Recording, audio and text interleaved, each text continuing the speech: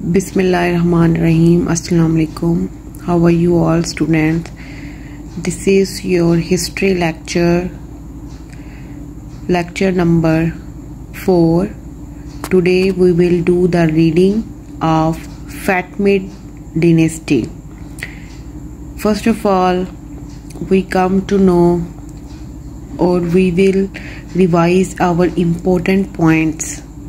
सबसे पहले हम इसके इम्पोर्टेंट पॉइंट्स जो फैटिमिड डिनेस्टी के बारे में जो 909 से शुरू होके 1171 सीई यानी common era, CE stand for common era से स्टार्ट हुई थी और ख़त्म हुई थी, तो उसके जो इम्पोर्टेंट जो पॉइंट्स हैं, ठीक है, उसको डिस्कस कर लेते हैं, उसके बाद फिर रीडिंग करेंगे। तो प्यारे बच्चों, जो फैटिमी डिनेस्टी यानी फातमी सल्तनत जो थी वो एक मशहूर मुस्लिम खिलाफत थी जो 10वीं से 12वीं सदी तक कायम रही। कब तक कायम रही? 10वीं से 12वीं सदी। ये खिलाफत 909 में कायम हुई और 1171 तक बरकरार रही। फातमी खिलाफत का ताल्लुक इस्माइली शिया मकतब फ़िक्र से था। इसका आगाज़ शुमाली अफ्रीका में हुआ था और बाद में इसका मरकज़ मिस्र बना था। यानी ये किसके मानने वाले थे? हज़रत इस्माइल के दीन को। अहम निकात जो इसके लिए ज़रूरी हैं वो आप लोगों को पता होना चाहिए कि क़याम उसका कब हुआ था। अभी हमने पढ़ा है कि फातमी जो खिलाफत का आगाज़ जो है वो किसने किया? 909 का तो आपको पता चल गया, ठीक है। तो इसका आगाज़ अब्दुल्ला अल महदी बिल्ला, ठीक है, ने 909 में ट्यूनिस के इलाके में किया। कहाँ पे किया? ट्यूनिस के इलाके में, जिसको इंग्लिश में टुनेज़िया बोलते हैं, ठीक है, टुनेज़िया। और इसकी नाम की वजह, नाम यानी ये नाम क्यों रखा गया फैटिमिड डिनेस्टी? फातमी नाम हज़रत फातिमा तो ज़हरा यानी जो हज़रत मोहम्मद सल्लल्लाहु अलैहि वसल्लम की निस्बत से रखा गया, उनकी बेटी थी, उसके नाम पर, यानी उनके मानने वाले थे, वो समझते थे कि हम उनकी नस्ल से हैं, इसलिए इसका नाम फैटिमी डिनेस्टी यानी फातमी सल्तनत रखा गया। दारुल हुकूमत, शुरू में दारुल हुकूमत इसका मदई यानी ट्यूनिस ही था, यानी कि ट्यूनाजिया ही था, लेकिन 969 में मिस्र फ़तह करने के बाद कायरा को दारुल हुकूमत बनाया गया। कायरा इस दौर में बसाया गया, ठीक है। फोर्थ पॉइंट, इम्पोर्टेंट पॉइंट इसके बारे में कि फैटिमी जो डिनेस्टी है यानी फातमी हुक्मरानों ने मिस्र में एक मजबूत इंतज़ामिया कायम की थी, तिजारत और ज़राअत को फ़रोग़ दिया था और इल्मी मराकज़ की सरपरस्ती की। जामिअतुज़ ज़हरा इन्हीं की दौर में 970 में कायम हुई। मजहबी पहलू क्या था? वो लोग शिया इस्माइली थे, लेकिन उन्होंने दीगर मज़ाहिब के लोगों को भी बर्दाश्त किया और उनके साथ बेहतर सलूक किया। उनके ज़वाल की वजह क्या थी? सलीबी जंगों में जो कमज़ोरियाँ अंदरूनी वजह से फैटिमी खिलाफत कमज़ोर हो गई थी और उसकी वजह से 1171 में सलाहुद्दीन अय्यूबी ने इस खिलाफत का खात्मा कर दिया और अय्यूबी सल्तनत कायम की। इसका मतलब है ये सारे इंपॉर्टेंट पॉइंट्स हैं। और उसकी अहम खिदमात क्या थी कि उन्होंने कायरा की तमीर और तरक्की की थी, इल्मी सकाफ़ती इदारों का क़याम किया था, तिजारत और मईशत में अपना किरदार अदा किया था। Now you are familiar with the important points that we will discuss in our reading. This is your lecture number 4, book page number 41. Have a look on it. Fatimid dynasty 909 to 1171 CE. CE stand for Common Era. Okay, let's start reading. The Fatimid dynasty ruled in much of North Africa from 909 CE to 1171 CE. यानी यहाँ पे फैटिमिड dynasty का कितना rule था, यानी कब तक उन्होंने हुकूमत की? 909 से लेके 1171 तक। द फैटिमिड बिलोंग का मतलब होता है ताल्लुक़ रखते थे, to the Ismaili Shia faith, यानी जो इस्माइली शिया जो अकीदा रखते थे, यकीन रखते थे उस पे। और इसका जो वो फाउंडर था वो कौन था? अब्दुल्ला अल महदी बिल्ला, ठीक है। 873 to 934 CE was the founder of the Fatimid Caliphate, ठीक है। कैलिफेट कहते हैं खिलाफत को। द फैटिमिड क्लेम्ड का मतलब होता है दावा करना, डिसेंट फ्राम हज़रत फ़ातिमा रज़ी अल्लाह अन्हा, वो इनकी निस्बत से ना, हज़रत फ़ातिमा की निस्बत, वो कहते थे कि हम ना उनकी नस्ल में से हैं, इसलिए उन्होंने इसका नाम फैटिमिड रखा था। The first Caliph Abdullah al-Mahdi Billah established his capital at रकाडा में सबसे पहले उसने इसको कैपिटल बनाया था, जिसका नाम था ट्यूनेजिया। यहाँ पे मैंने इसकी साउंड भी लिखी है, देख लें आप, चेक कर सकते हैं। ट्यूनेजिया, जिसको उर्दू में कहते हैं ट्यूनिस, ठीक है, ट्यूनेजिया। तो उसके बाद under the Fatimid Egypt became the centre of the empire, तो ये इसका सेंटर ऑफ द एम्पायर बन गया था। At its peak north Africa, Sicily, Palestine, Syria, the Red Sea coast of Africa, Yemen, Hijaz were under the control of the Fatimid. इन सब territories में फैटमिड हुकूमत थी।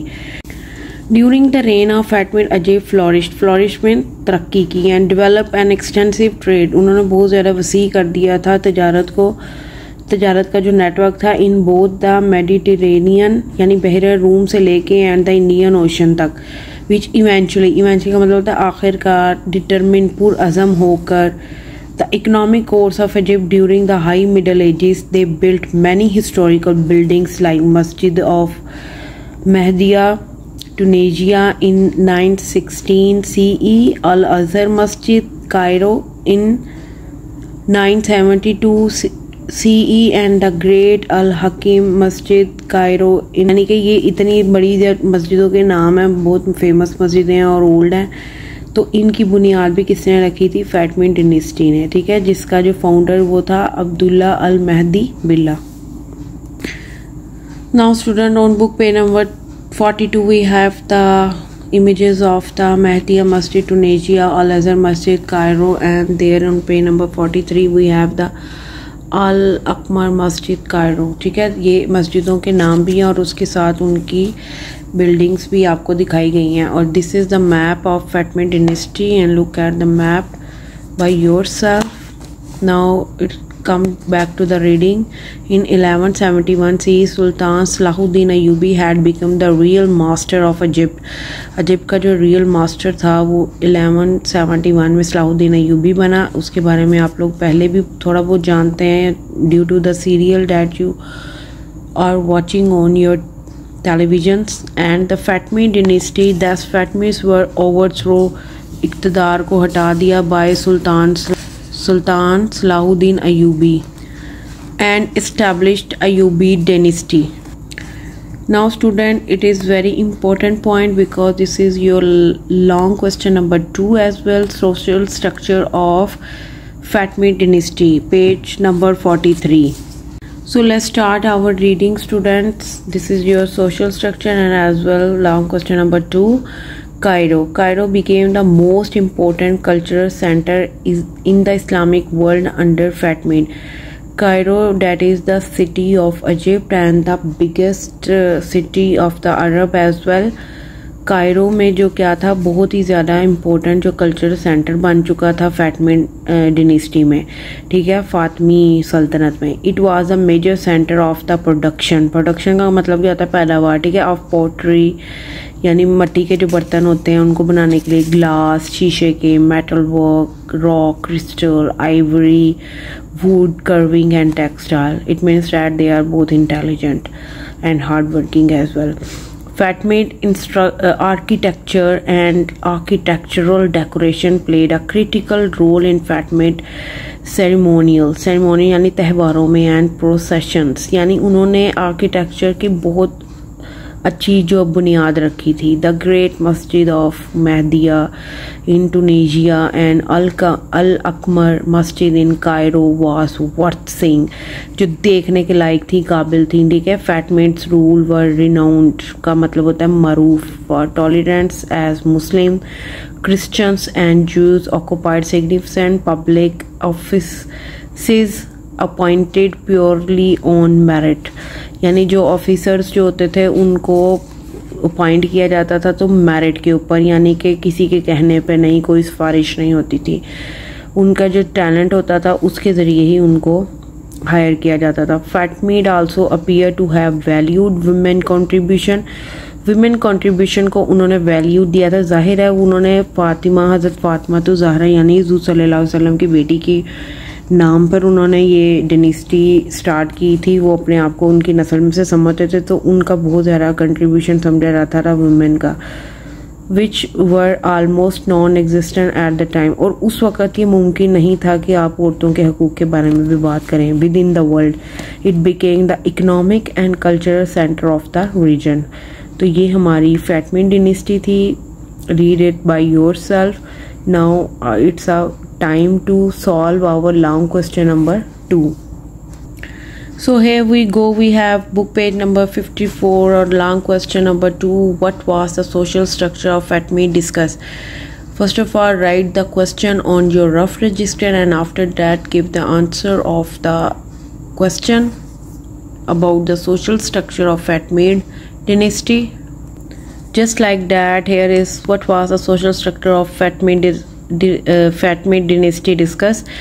The Fatimid social structure was based on culture and economic progress. Cairo became a major center for industries like pottery, glass, and textile. Their architecture, such as Al-Aqmar Masjid, was highly valued. The Fatimid were known for tolerance, giving important offices to Muslim, Christians, and Jews on merit, and they also valued women's contribution, which were rare in that era. So this is your long question number 2 with answer. Write it on your rough registers and learn it by heart. And student also read these main points from 1 to 7 side by side from book page number 53, because after the reading you will make your own MCQs from the main point. I hope now you are familiar with the Fatimid dynasty and you know all the main points of it. So learn question by heart and write it on rough register. This is your lecture number 4 of chapter number 3, Muslim dynasties and crusade.